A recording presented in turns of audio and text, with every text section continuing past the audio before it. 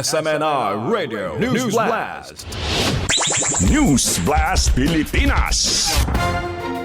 Sa atong balitang national, gipahibaw sa Kingdom of Jesus Christ or Kojc nga himuon sa Setyembre 1 sa kasamtangang tuig ang grand opening sa 75,000-seater nga The Kingdome sa Davao City.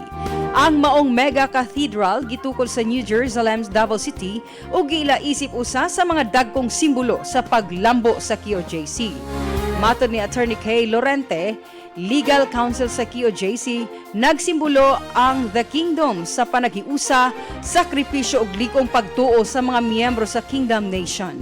Ilabi na taliwa sa mga kontrobersiya nga giatubang ni Pastor Quiboloy.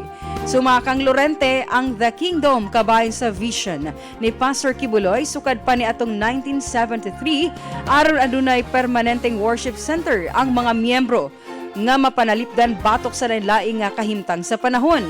Samtang gipadayag usab ni Laurente ang dugay ng laraw ni Pastor Quiboloy alang sa Benguet-Jolo Superhighway o bullet train system nga magdugtong sa nagkalain-laing bahin sa nasod. Lakip ang Ilocos Norte, Metro Manila, Bicol, Palawan, Cebu, Davao ug Hulo.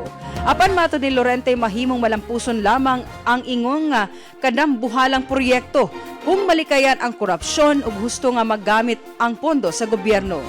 Gilauman usab nga daghan ang motambong sa grand opening sa The Kingdome sa Setyembre 1 nga giila sa Kojc isip usa sa labing gipaabot nga kalihukan karong tuiga.